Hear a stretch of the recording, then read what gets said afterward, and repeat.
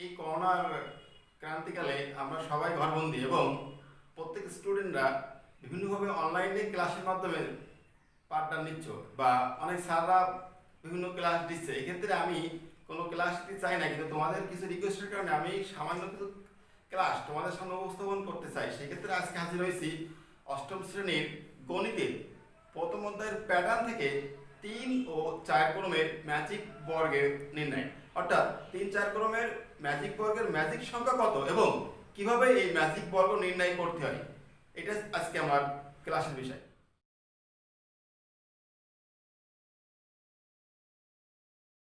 আচ্ছা, তাহলে এখন আসি ম্যাজিক ম্যাজিক সংখ্যা নির্ণয়ের সূত্র।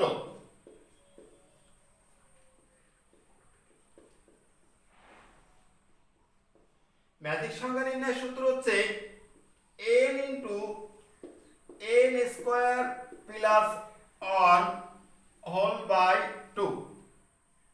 এই সূত্র দিয়ে যে কোনো ম্যাজিক সংখ্যা নির্ণয় করা যায়। মনে করো 3 ক্রমের ম্যাজিক সংখ্যা, এই 3 ক্রমের ম্যাজিক সংখ্যা বের করতে বললো যে 3 ক্রমের ম্যাজিক বর্গের ম্যাজিক সংখ্যা কত। এক্ষেত্রে n ইকুয়াল 3 বসবে, n এর জায়গায় 3 বসাই। 3 into 3 square plus 1 whole by 2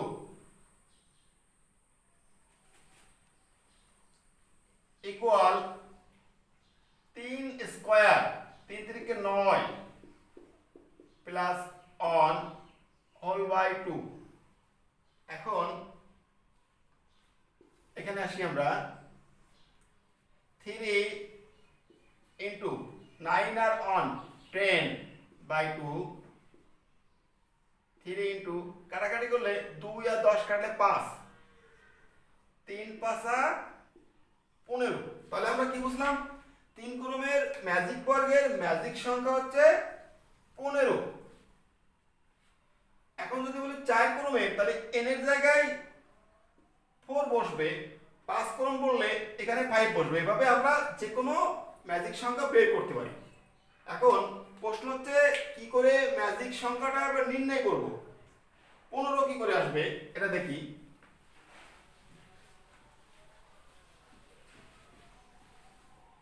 দেখো 3 ক্রমের ক্ষেত্রে আমাদের কাজ হলো 3 ক্রমের 3 গুণ 3 9, 1 থেকে 9, 3 4 5 6 7 8 9, এই 9টা ডিজিট দিয়ে এমন একটা ম্যাজিক বর্গ করতে হবে যেন এদের উপর নিচ কোণাগুণি যোগ করলে যোগফল 15 আসে। তাহলে আমরা তো দেখি কিভাবে আসে এটা। 3 ক্রম, 3টা ঘর রাখতে হবে, 1টা 2টা 3টা। কিভাবে? 1 2 3, এদিকে 3টা আঁকছি। এখন এবার আবার 3টা কি 1 2 3। দেখো 1 2 3 1 2 3, মোট 9টা ঘর হলো। এখন আমাদের হিসাবটা আছে বিজোড়ের ক্ষেত্রে সবসময় মাঝখানে 1 রাখতে হবে। এই মাঝখানে 1 রাখার পরে প্রত্যেকটা ঘরের কোণাকুণি তীর চিহ্ন অ্যাপ্লাই করতে হবে। এই কোণায় তীর মানে এই গতিটা, এর পথটা হচ্ছে এদিকে। এখান থেকে যাচ্ছে, যাওয়ার পরে এখানে কোনো ঘর পাচ্ছে না, এখানে কোনো ঘর নাই। সেক্ষেত্রে যদি পরবর্তী কোনো সংখ্যার পরবর্তীতে কোনো ঘর না থাকে, তাহলে ওই রেখা বরাবর তার একদম পাদবিন্দু মানে নিচের দিকে সংখ্যাটা বসবে 2। এখন এই 2 ঘর এটা, এখানে এর কোণায় তীর চিহ্ন অ্যাপ্লাই করি। এই দিকে যাচ্ছে, এখানে কোনো ঘর নাই, তাহলে এই রেখা বরাবর শেষের দিকে 3 বসবে। এরপরে এখানে তীর চিহ্ন। এই 3 পরে এতক্ষণ কিন্তু ঘর ছিল না, কিন্তু এখন 3 পরে ঘর আছে। ঘর থাকা সত্ত্বেও সে ঘরটা ফিল আপ। যদি এমন ঘটনা ঘটে যে কোনো সংখ্যার পরবর্তীতে ঘর আছে কিন্তু ঘরটা ফিল আপ, ঘর আছে ঘরটা ফিল আপ, সেক্ষেত্রে ওই সংখ্যার নিচের ঘরে পরবর্তী সংখ্যাটা বসবে। এখন এর কোনায় তীর অ্যাপ্লাই করি, 4 এর পরবর্তী ঘর মানে এর পরের ঘর, এর এই তীরের দিকে এখানে ঘর আছে কিন্তু সেটা ফাঁকা, তাহলে এখানে বসবে আমার 5। এরপরে এই তীর চিহ্ন, এর পরের ঘর আছে ফাঁকা আছে 6, এই তীর এই দিকে যাবে, কোনো ঘর নাই, কোনো ঘর নাই, কিন্তু এর নিচের দিকে যে ঘরটা সেটা ফ্ল্যাপ মানে একদম নিচ বরাবর। তাহলে এখন এমন ঘটনা ঘটছে যে নিচে একদম নিচের ঘর ফ্ল্যাপ, কিন্তু ওই সংখ্যার পরবর্তীতে ওই সংখ্যার নিচে একদম নিচে মানে পাশাপাশি যে ঘরটা সেটা ফাঁকা আছে, তাহলে সেখানেই সংখ্যাটা বসে যাবে।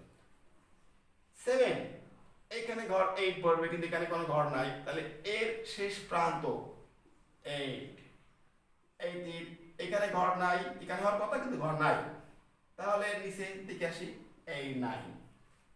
আচ্ছা এখন দেখো 8 1 9 আর 6 15, 3 আর 5 8, 8 আর 7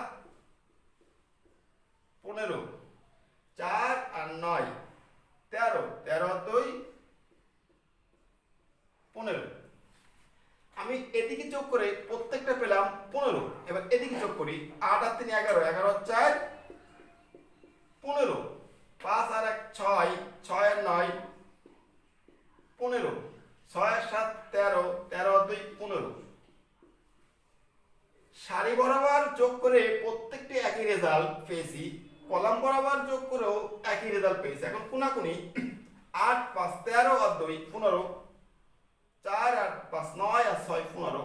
তাহলে আমাকে 1 থেকে 9 ডিজিটগুলো এমন ভাবে সাজাতে হবে যেন একটা ডিজিট একাধিকবার না আসে, মানে একটা সংখ্যা যেন একের অধিক না আসে। এখন তুমি এভাবে ছাড়া অন্য যে কোনো ভাবে করতে পারো, কিন্তু আমাকে যাই করি না কেন উপর নিচ কোনাকুনি যোগ করে প্রত্যেকটা রেজাল্ট একই হতে হবে, অর্থাৎ 3 ক্রমের ক্ষেত্রে ম্যাজিক সংখ্যা হবে 15। এইটা হচ্ছে একটা নিয়ম। এছাড়া আরো একটা সহজ নিয়ম আছে, সেটা আমি এখন তোমাদের দেখাচ্ছি। সেটা হচ্ছে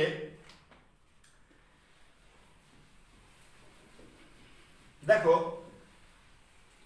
এটার ক্ষেত্রে আমরা একটা জিনিস মনে রাখবো একটু, যে H E B hep, C I G hep sick, F A D fat, hep sick fat, এটা একটা কৌশল আর কি।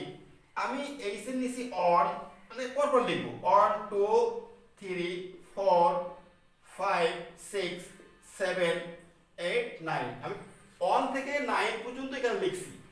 এখন ঘর তৈরি করি, 1 2 3 1 2 3। দেখো প্রথম আছে এইচ, আমরা লিখবো A B C D E F G H I, A B C D E F G H I, ABCD লিখছি। এখন এইচ এর কাছে আছে 1, এইচ কোথায় আছে এখানে এই ঘরে, তাহলে 1। ই এর নিচে 2, ই কোথায় এই ই 2। বি এর নিচে 3, এই বি এর কাছে 3। সি এর কাছে 4, এই সি এর কাছে 4। আই এর কাছে 5, আই এর কাছে 5। জি এর কাছে 6, 6। এফ এর কাছে 7, এফ 7। এ এর কাছে 8, 8। ডি 9, ডি এর কাছে 9। এখন দেখি 8 আর 3 11, 11 আর 4 15, 1 আর 5 6, 6 আর 9 15, 6 আর 7 13, 13 আর 2 15, 8 আর 1 9, 9 আর 6 15, 3 আর 5 8, 8 আর 7 15, 4 আর 9 13, 13 আর 2 15।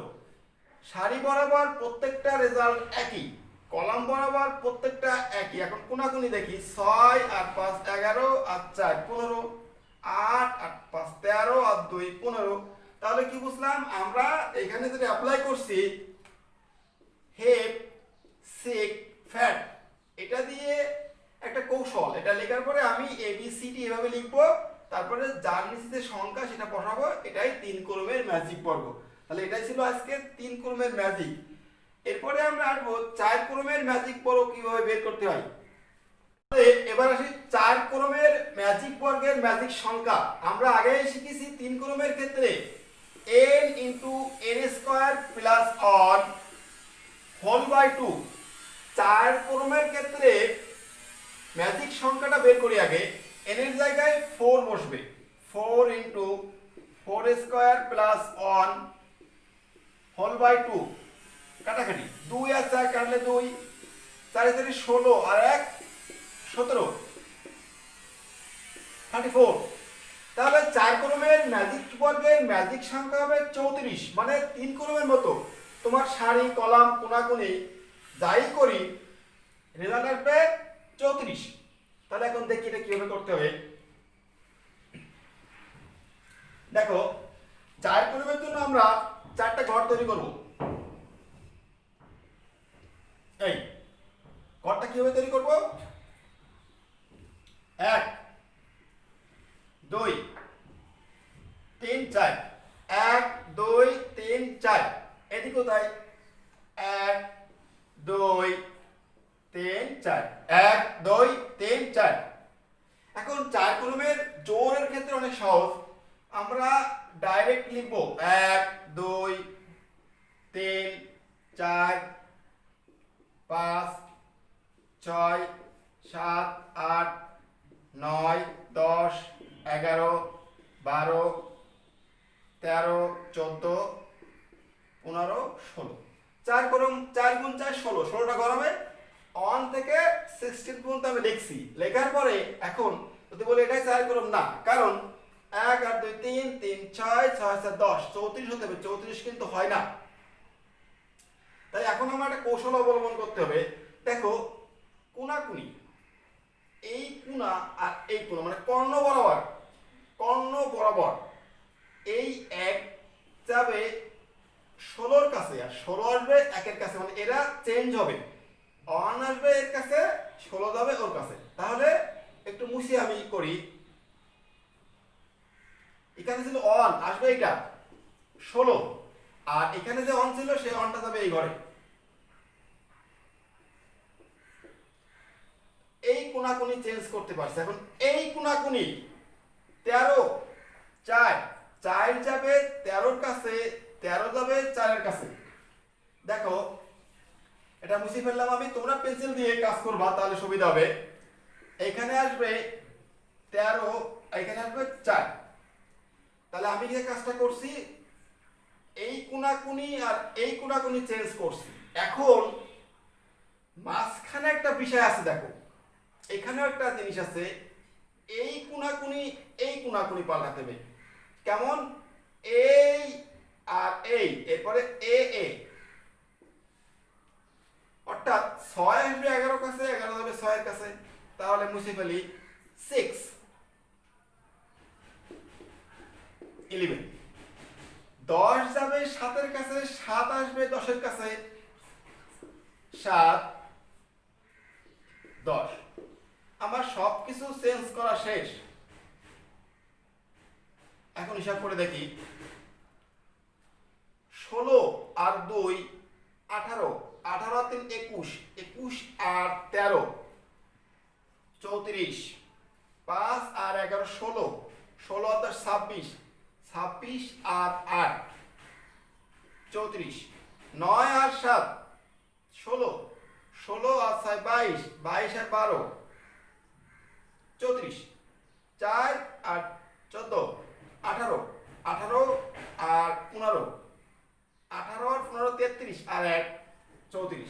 সারি বরাবর যোগ করলাম, সব রেজাল্ট একই। এখন এ বরাবর কলাম বরাবর 16 আর 5 21, 21 আর 9 21 আর 9 30, 30 আর 4 34, 2 আর 11 13, 13 আর 7 18, 18 আর 2 আর 11 13, 13 আর 7 20 আর 14 34, 3 আর 10 13, 13 আর 6 18, 18 15, 18 আর 15 34, 13 আর 8 21, 21 আর 12 33 আর 1 34। দেখো সারি বরাবর একই রেজাল্ট, কলাম বরাবর একই রেজাল্ট, অর্থাৎ প্রত্যেকটা ফলাফল আসছে 34 34 34। এখন কোনাকুনি দেখি একটু, 4 আর 7 11, 11 আর 10 21, 21 আর 13 34 হবে। 16 আর 11, 16 আর 11 27 আর 6 33 আর 1 34। কোনাকুনি সারি বরাবর কলাম বরাবর যেভাবে যোগ করি প্রত্যেকটার ফলাফল একই, তাহলে এটাই হচ্ছে আমার 4 কলমের ম্যাজিক পর্ব। লাস্ট একটু বলি, আমি অন থেকে শুরু করে এভাবে 16 পর্যন্ত লিখবো, এরপরে এইটা আর এটা চেঞ্জ করব। এখানে ছিল 1, 1 আসবে 16 এর কাছে, 16 আসবে 1 এর কাছে। আর এরপরে যেটা করব, এখানে ছিল 13, এখানে ছিল 4, 4 যাবে 13 এর কাছে, 13 আসবে 4 এর কাছে। এই পাল্টালাম, আর এইখানে একটু চেঞ্জ হবে, এইভাবে এইভাবে। এটাই 4 কলমের ম্যাজিক পর্ব।